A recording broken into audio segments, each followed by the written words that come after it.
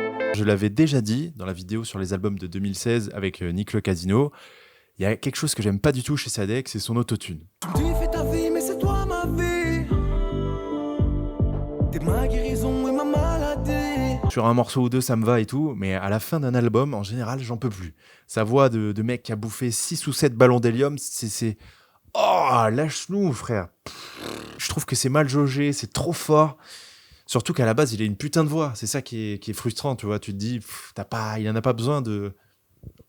Il n'a pas besoin. Bon, évidemment, si, ça lui permet de faire plein de choses. Andalé, il aurait jamais pu la faire sans autotune, et même plein de chansons là, de cet album aussi, mais je trouve que ça manque d'élégance. Bon, alors, je prends des exemples qui ont rien à voir et qui sont super évidents, je sais, mais par exemple, PNL ou même Triple Go, je trouve qu'ils ont réussi à faire un mélange parfait entre autotune et voix de base. À la fin, limite, tu sais plus qu'il y a de l'autotune. Il n'y a pas ni la voix ni l'autotune prendre le dessus. C'est un mélange parfait, c'est une symbiose. Et pour Sadek, il adore te rappeler qu'il a pas peur d'utiliser l'autotune et de le pousser là au max. Ouais, c'est un peu trop en vrai. Elle a dit par exemple, je trouve le morceau ringard en vrai. Ma guérison et ma maladie. Ma maladie. Ensuite, deuxième défaut, c'est un peu long. Franchement, 18 titres, je sais que tout le monde faisait ça en 2017, voilà, c'est le streaming, c'est Drake, voilà, c'est clairement la faute de Drake cette histoire, mais voilà, il y a trop de morceaux banals, il y a des trucs oubliables, il aurait pu faire un 14 titres, 13-15, qui aurait été beaucoup mieux, de meilleure facture. En troisième position, je mets Bender. En deuxième position, je mets La Rue Séparo, exceptionnel. Et en première position, évidemment, je mets Petit Prince. Voilà. Pour moi, là, on a du Sadek de très, très, très haut niveau. Potentiellement, ces morceaux-là font partie des meilleurs de toute sa carrière. Un top 3 très, très, très, très lourd. En fait, pour moi, c'est un album super représentatif du rap français en 2017. Un album avec beaucoup de morceaux, comme je viens de dire. Un album où tu sens qu'il a voulu donner à manger un peu à tout le monde. Des morceaux touchants, des bangers, de la trap, même de l'afro-trap avec Niska. Avec la présence de Core, Double X, Pyroman et bien sûr, comme j'ai dit, Yann Dakna et Red Nose, tu sens qu'il a pris les meilleurs beatmakers, en tout cas ceux qui font les tubes. Un album, voilà, tu sens qu'il veut faire platine. C'est clair et net. Personnellement, j'aurais adoré un album un peu plus court et un poil moins calibré. Ça manque d'originalité, tu vois. La pochette, elle est hyper originale finalement. L'album derrière, il suit pas. Je trouve qu'il y a un goût de déception avec cet album. Ok, il est bien, ok, il a fonctionné. Il a sûrement été certifié sur plein de sons, etc. Mais je trouve que tu peux pas dire que c'est un chef-d'œuvre. Tu peux pas dire que c'est un classique. Dans 20 ans, on se rappellera pas forcément à quel point cet album était incroyable. Et justement, si à l'époque, j'étais très content des tubes parce que voilà, j'adore l'alcool, j'adore le rhum, j'aime les tubes, j'aime danser, j'aime le bonheur, bah finalement, je suis quand même obligé d'avouer que les tubes, en général, tu les écoutes quoi, à 3 mois max, mais c'est pas des trucs qui durent et c'est pas des trucs que j'écoute encore, tu vois. Tu vas me mettre un tube par nostalgie, je vais être trop content et tout, mais plus jamais je vais écouter La Vache. Je sais pas, là dans 3 mois, je suis dans le métro à Paris, un matin, une après-midi, peu importe, je mets pas La Vache. Non, jamais, jamais. Petit Prince à la limite. Mais voilà, donc vu qu'il y a beaucoup de tentatives de tubes dans cet album, peut-être que c'est un album que j'aime moins maintenant qu'avant. Avant de classer, j'aimerais parler du fait que finalement j'étais un peu déçu de la carrière de Sadek, même si elle n'est pas terminée. Franchement, quand je le découvre, je suis persuadé qu'il va être trop fort. À un moment, je sais pas si vous connaissez la phrase, il dit « Dans 3 ans, je serai plus fort que Booba ». D'ici 3 ans, je serai même plus fort que Booba. Plein de fougue et tout, et c'est quelque chose que... Il a toujours été trop fort, c'est un surdoué ce mec, c'est évident, il rappe trop bien. Dès le Quai 54, pour ceux qui connaissent l'anecdote, on voit que c'est un gars qui est trop fort. Et finalement, j'ai l'impression que son prime est passé, qu'il nous donnera jamais ce putain de classique qu'on attendait de lui. Je crois qu'il y a un moment, et c'est sûrement juste après cet album, avec le succès, etc., où j'ai l'impression qu'il s'est perdu dans les soirées, dans l'alcool. Je crois qu'à un moment, il était quasiment passé alcoolique. J'ai l'impression que sa carrière a manqué de rigueur, de sérieux. Je vous parlais tout à l'heure de la ligne assez fine entre être rigolo dans du rap sérieux et faire du rap de rigolo. Bah, j'ai l'impression qu'avec son album après de funk brésilienne, il a dépassé cette ligne et il a perdu beaucoup de monde à ce moment-là. En fait, en 2017, il prend le rap comme du divertissement et c'est ce qui fait quand même le charme de ce projet, de la pochette. Là, je l'ai sous les yeux encore, c'est exceptionnel quand même, le money fun là, de la grand-mère. Peut-être qu'il a été trop loin dans ce délire-là à un moment, il aurait dû s'arrêter là, quoi. Personnellement, j'ai écouté qu'une seule fois Aimons-nous vivants en 2021 et j'en ai aucun souvenir, sauf du morceau, sauf de 2-3 morceaux évidemment, celui avec Val, je me rappelle, celui avec SCH et Nino. Je saurais même pas vous dire si j'ai été déçu ou s'il est bien, etc. Parce qu'en fait, je crois qu'en 2021, j'étais pas du tout prédisposé à kiffer des albums. Il y a même eu un moment où, pour vous dire, j'ai eu peur d'être plus dans le rap. J'ai l'impression que je me prenais plus aucune claque. J'ai l'impression que plus rien me touchait. Et finalement, 2022 a fait disparaître ces soupçons-là. Et c'est bon, ça va mieux. Mais c'est vrai que 2021, avec les confinements, le couvre-feu, tous ces trucs-là, je trouve que c'était vraiment une période horrible pour sortir des albums. Et du coup, je suis peut-être passé à côté de Aimons-nous vivants, alors que ça se trouve, c'est un putain d'album. Et c'est marrant parce qu'il a joué avec Depardieu. Et dans certains côtés, il me fait penser à lui. Dans le côté, un talent hors du commun, super intelligent, très marrant, mais peut-être qu'il a du mal à se mettre des limites. Alors bien sûr, Depardieu, c'est une légende absolue dans le cinéma. Ça dès que il n'est pas à ce niveau-là, hein, je compare pas ça. Mais je trouve qu'il y a des petites similarités. Du coup, c'est l'heure du classement. Je classe juste après Grand Cru et avant Double Hélice 2 quand même, que voilà. J'en ai déjà parlé, j'ai pas trop aimé Double Hélice 2. Donc voilà, ça nous fait donc le 13e meilleur album de 2017, ce qui est pas si mal, voilà. Déçu, honnêtement déçu, je sais pas, dites-moi ce que vous en pensez. Je sais qu'il y a des gens, ils trouvent que c'est un album de fou. J'ai reçu des messages sur Insta, je sais qu'il y a des gens qui sont pas fans. C'est pas un album qui fait l'unanimité. Moi, je trouve que c'est un album moyen, voilà. Que j'étais content d'écouter à l'époque, en 2017. Par contre, c'est vrai qu'il a cette gueule d'album de 2017 et Commando, que je vais peut-être faire dans les 2 derniers qui me restent, c'est pareil, c'est des albums qui ressemblent à 2017, c'est un truc de ouf. Autant que Futur de Booba qui ressemble trop à 2012, en fait, je trouve que quand un album ressemble trop à une période, ça veut dire qu'il vieillira moins bien. Voilà. Maintenant, je vais passer 2 jours à dormir sur la plage. Inch'Allah, il va faire soleil et je reviens un peu plus bronzé que ça lundi. Je vous fais des bisous. Ciao l'équipe.